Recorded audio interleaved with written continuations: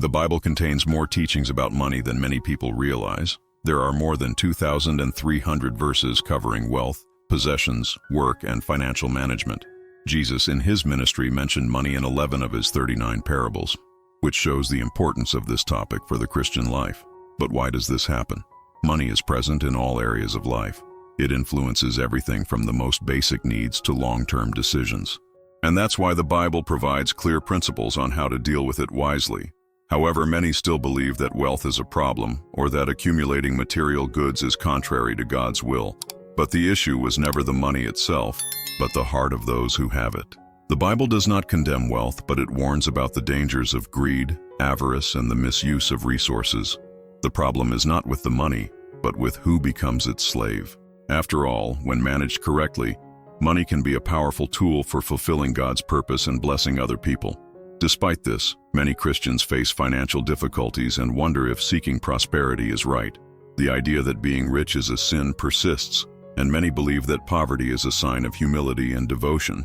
This thinking, however, ignores what the Bible actually teaches. In 1 Timothy chapter 6 verse 10, it is written that the love of money is the root of all evil, not money itself. The point is not to have possessions, but to allow them to rule the heart. Biblical examples show that God has granted wealth to many of his faithful servants. Abraham was a prosperous man. Joseph managed the entire economy of Egypt. Solomon became the richest king of his time, and Job, after his ordeal, received even more goods than he had before. None of them were condemned for having money, but rather tested on how they would manage it. The real challenge is learning to manage resources according to God's principles. Having money does not mean deviating from divine purpose, but rather an opportunity to use it to fulfill God's will on earth. With the right mindset, wealth can be a blessing, not a hindrance. Wealth has never been a problem for God. What he wants is for money to be used wisely and responsibly. Many people see prosperity as something far from faith, but the truth is that the Bible is full of principles that teach how to manage resources intelligently. The key to a balanced financial life is understanding that wealth should not be the end goal, but rather a means to fulfill God's purpose. When we manage money with integrity, generosity, and prudence, it becomes a tool for good. Prosperity is not just a matter of how much you earn, but how you use what you have. Within the Bible, there are powerful teachings on how to multiply resources, avoid financial traps, and build a solid future. Throughout this study, 12 secrets will be presented that show how biblical principles about money can transform the way we deal with finances. The first big secret is that the Bible talks a lot about money. Contrary to what many think, God never ignored this issue. There are more than 2,300 verses dealing with finances, work, and material goods. Furthermore, Jesus mentioned money in a significant number of his parables, highlighting the importance of this topic for the Christian's life. The reason for so much emphasis is simple. Money directly influences anyone's life. It can be a blessing when managed well, but it can also become a great trap when placed above higher principles. Therefore, the Bible teaches not only how to earn money, but also how to use it wisely. When money is treated like a servant rather than a master, it can bring security, stability, and opportunities to help others. Poor financial management can lead to stress, anxiety, and even poor decisions that take a person away from God's purpose. Knowledge about biblical finances is essential to avoid these problems and build a prosperous and balanced life. From the beginning, God established work as part of human life. In Genesis chapter 2, verse 15, it is written that God placed Adam in the Garden of Eden to cultivate and guard it. This happened even before the fall, which means that work was not a consequence of sin, but an essential part of the divine purpose for humanity. Many people see work as a punishment, but the Bible shows that it is a gift. God created man to be productive, to develop his abilities and bear fruit. When someone works with dedication and purpose, they not only support themselves, but also contribute to the well-being of others. The idea that money and work are enemies of spiritual life is mistaken. The Bible teaches that those who strive and are diligent in their activities will be rewarded. Work is one of the ways God pours out his blessings on someone's life. When done with excellence and integrity, it opens doors and creates opportunities for financial growth. In addition to establishing work, God is also the source of prosperity. In Deuteronomy chapter 8, verse 18, it is written, "Remember the Lord your God, for it is he who gives you the ability to produce wealth, This verse makes it clear that wealth does not come from chance or evil forces, but from God Himself. Many people believe that seeking financial prosperity will take them away from God, but this only happens when money becomes an idol. The problem has never been in wealth, but in the way it is used. The purpose of prosperity is not ostentation, but rather the responsible administration of the resources that God entrusts to each person. The Bible is full of examples of men and women who were materially blessed because they followed divine principles. Abraham, David, Solomon, and Job are just some of the examples of people who prospered because they understood that God is the source of all provision. When someone recognizes that their ability to generate wealth comes from God, they learn to manage resources with gratitude and wisdom. Prosperity does not happen by chance. There is a biblical principle that teaches that those who excel at what they do will always have greater opportunities. In Proverbs chapter 22, verse 29, it is written, "Have you seen a man diligent in his work? He will be placed before kings, will not serve people of inferior position." This verse reveals that excellence at work opens doors to positions of honor and recognition. The Bible shows us several examples of people who prospered because they were committed and competent at what they did. Joseph, even as a slave, demonstrated a level of excellence that caught the attention of his superiors and led him to rule Egypt. Daniel, in Babylon, stood out for his wisdom and character, being promoted to one of the highest positions in the empire. These examples make it clear that when someone dedicates themselves to doing their best, sooner or later they will be rewarded. Excellence is not limited to work. It must be present in all areas of life. When a person strives to improve their skills, to deliver quality service, and to act with integrity, they become valuable and irreplaceable. The world will always have room for those who dedicate themselves to doing something with excellence. In addition to dedication to work, the Bible teaches that wealth has a well-defined priority: family.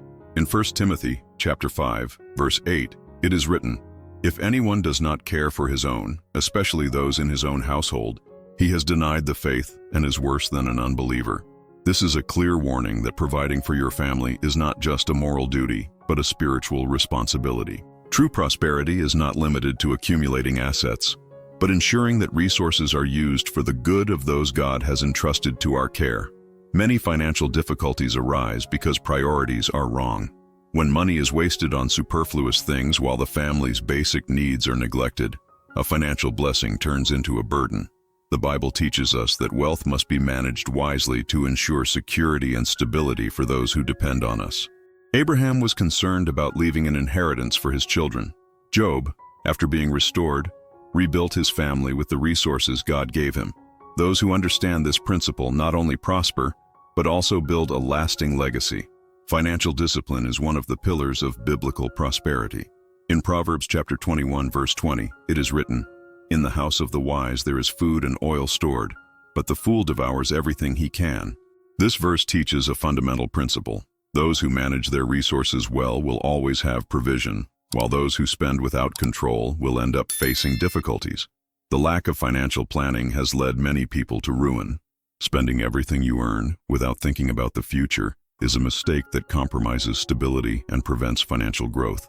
The Bible teaches that it is necessary to save, invest, and use resources wisely. The true secret of prosperity is not how much you earn, but how much you can manage. There are people with high incomes who live in debt because they lack discipline. On the other hand, there are those who, even with little, manage to build a stable life because they know how to manage their resources. In addition to saving, financial discipline involves spending with purpose. Small daily decisions make a big difference in the long term. Those who control impulses and avoid unnecessary expenses are able to create a solid financial foundation. One of the biggest challenges in many people's financial lives is debt. In Proverbs chapter 22, verse 27, it is written, "If you cannot afford it, why risk losing even the bed you sleep in?" This principle shows that debt can lead to a situation of dependence and even the loss of what you have. The Bible warns that the borrower becomes a slave to the lender. This means that debt not only compromises future income, but also limits financial freedom and generates constant worry.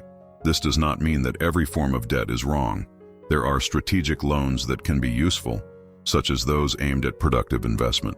The problem lies in the irresponsible use of credit, lack of planning, and dependence on unnecessary financing. The best way to avoid financial slavery is to learn to live within your means.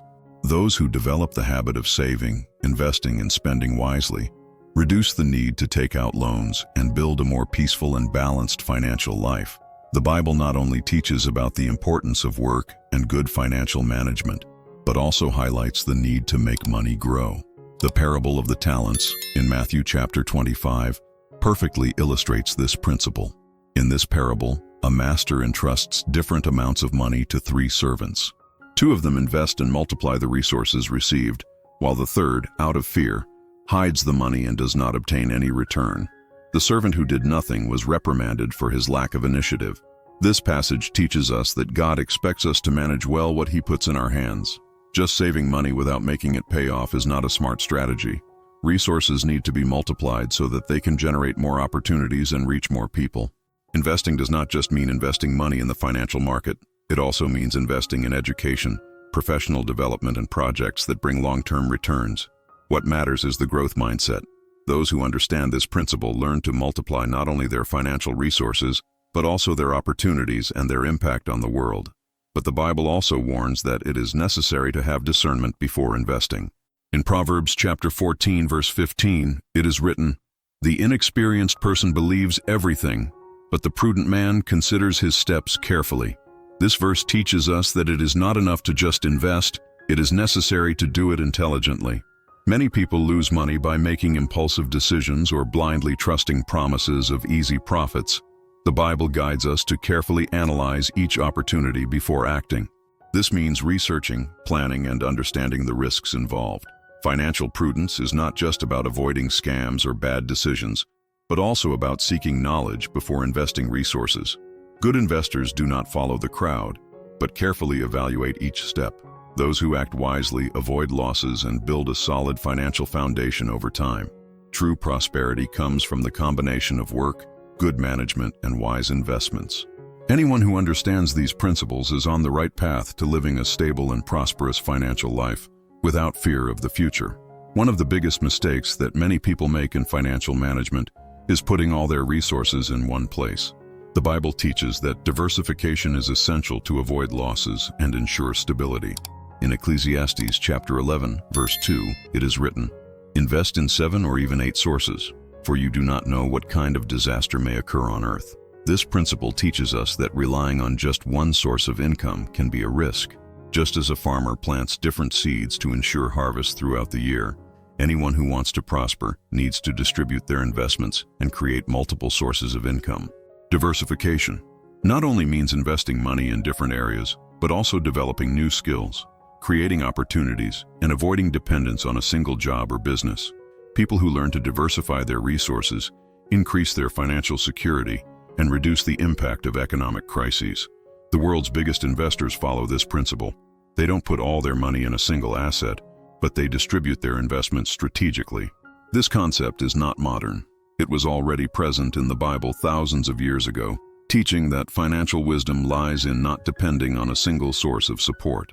At this point, it is clear that prosperity and purpose go hand in hand. The Bible teaches us not just how to make money, but how to manage it in a way that benefits both ourselves and those around us. Wealth, when used well, becomes a powerful tool to transform lives. This is why God wants His children to prosper. Not to accumulate possessions without purpose, but to be channels of blessing and influence in the world. Each principle covered so far has the potential to completely change the way you deal with money. But no knowledge brings change if it is not put into practice. True wealth is not just in what we own, but in the impact we can make on the world with what God puts in our hands. Biblical prosperity does not just mean having money, but living with purpose, balance, and generosity. Now that you've met the 12 biblical secrets about wealth, I want to make you an important invitation. If this content brought clarity about God's vision for prosperity, don't keep this knowledge to yourself. Like this video and subscribe to the channel to continue learning how to align your financial life with God's principles. Your interaction not only strengthens this community, but also allows more people to have access to these transformative teachings. And tell me in the comments, which of these principles impacted you the most? Was it the teaching about the importance of work, the need to invest and multiply resources, or the responsibility of leaving an inheritance? Your comment is essential for this conversation to continue and reach more lives. The journey to prosperity begins with a first step. God has already established the principles. Now, it's up to you to put them into practice.